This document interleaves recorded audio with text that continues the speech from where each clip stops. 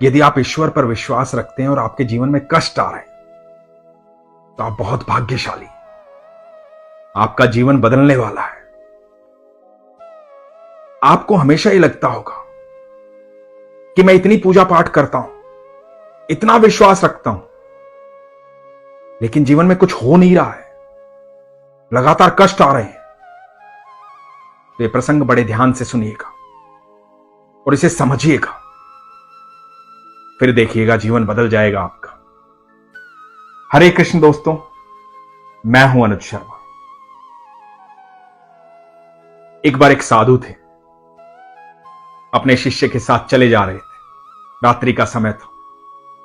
दूर खेतों में प्रकाश दिखाई दिया। बड़ी प्यास लगी थी साधु महाराज को, तो अपने शिष्य से कहा कि वहां देखो, थोड़ा प्रकाश दिखाई दे रहा है, वहां जाकर के देखते हैं, शायद पानी मिल जाए, प्यास बुझ जाए। साधु महाराज अपने शिष्य के साथ प्रकाश की तरफ बढ़ने लगे। पास जाकर के देखा, एक झोपड़ी थी। दरवाजे पर दस्तक दी।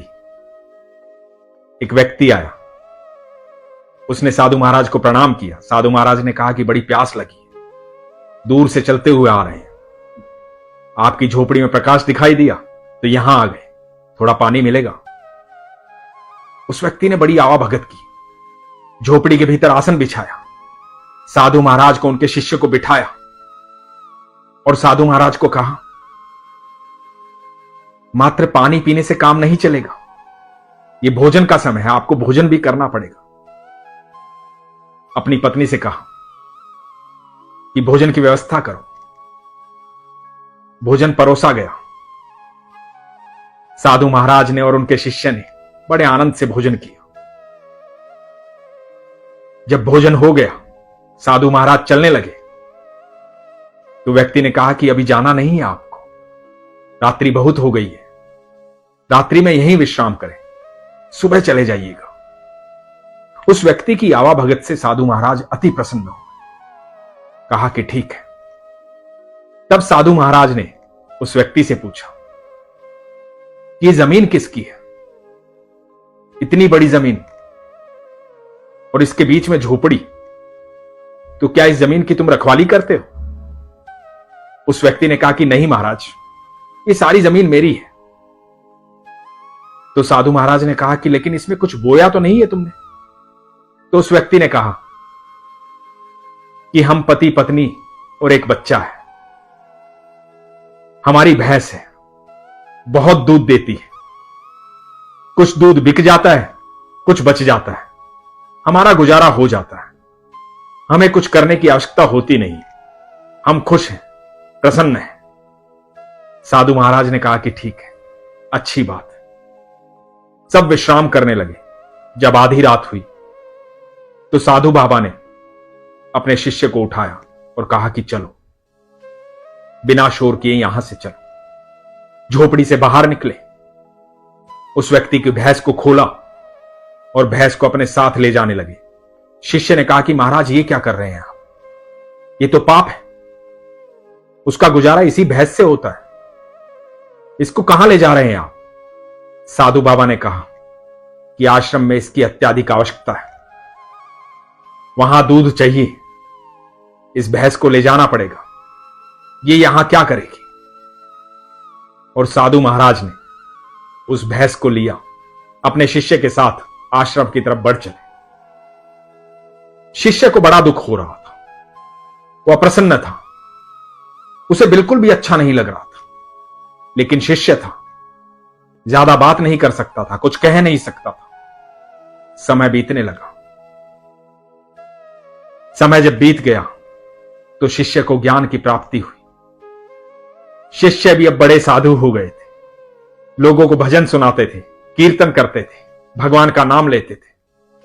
एक दिन मन में एक बात आई शिष्य के कि जीवन में एक ही पाप किया है, एक रात्रि अपने गुरु का साथ दिया है चोरी करने,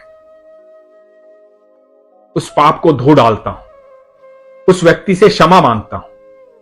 यह सोच करके वो शिष्य उस व्यक्ति के उस खेत की तरफ चल पड़े।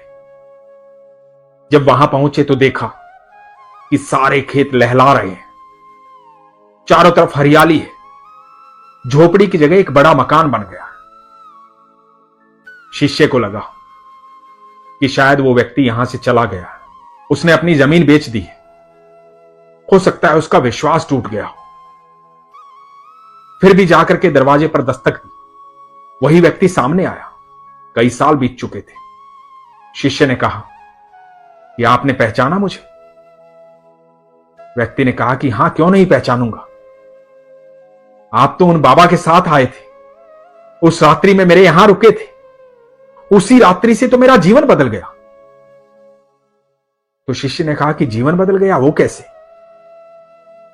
उस व्यक्ति ने कहा कि उस रात्रि मेरी भैंस चोरी हो गई थी, मेरे पास कोई उपाय नहीं था, कोई साधन नहीं था,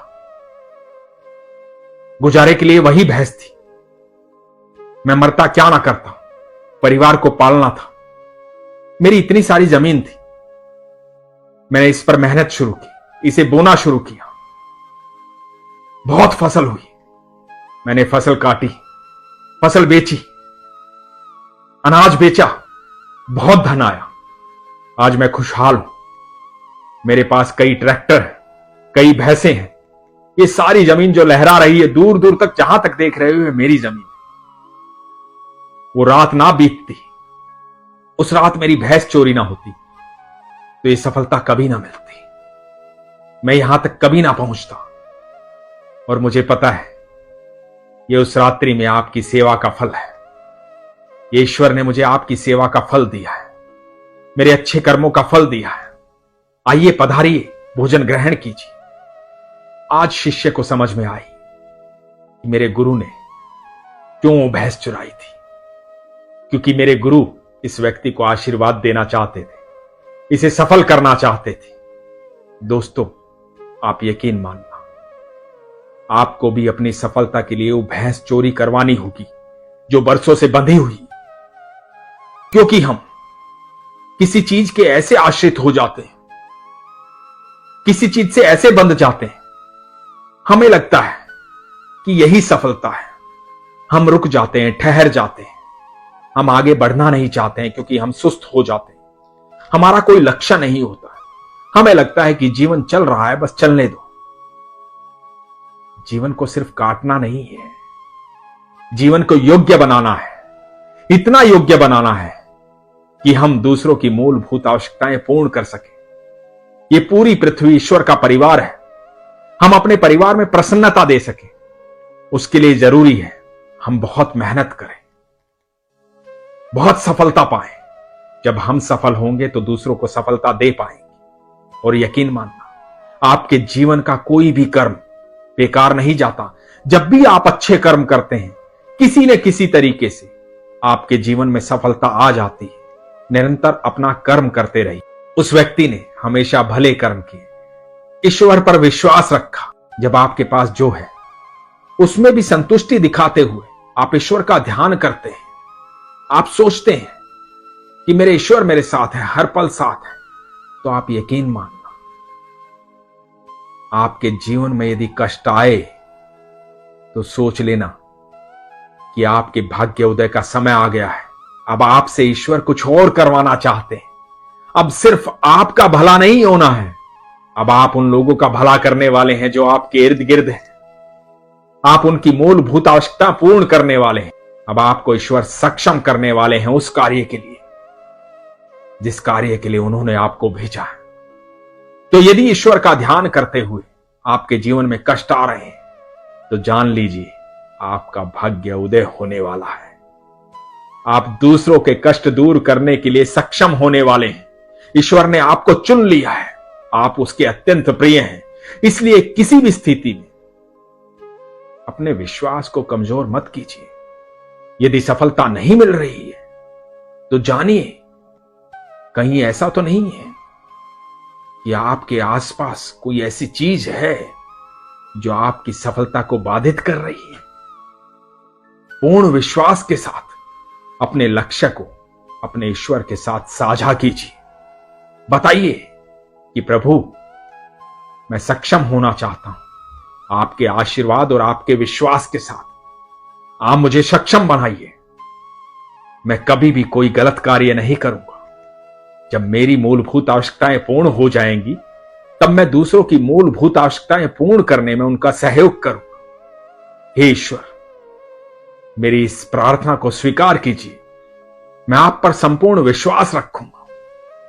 आप यकीन मानना, जब आप ये बात ईश्वर से करेंगे, उसी क्षण ये जान लीजिए कि आपकी सफलता के सारे मार्ग खुल गए। इसीलिए हमेशा कहता हूं, अपने विश्वास को मजबूत रखिए, अपना ख्याल रखिए। हरे कृष्ण।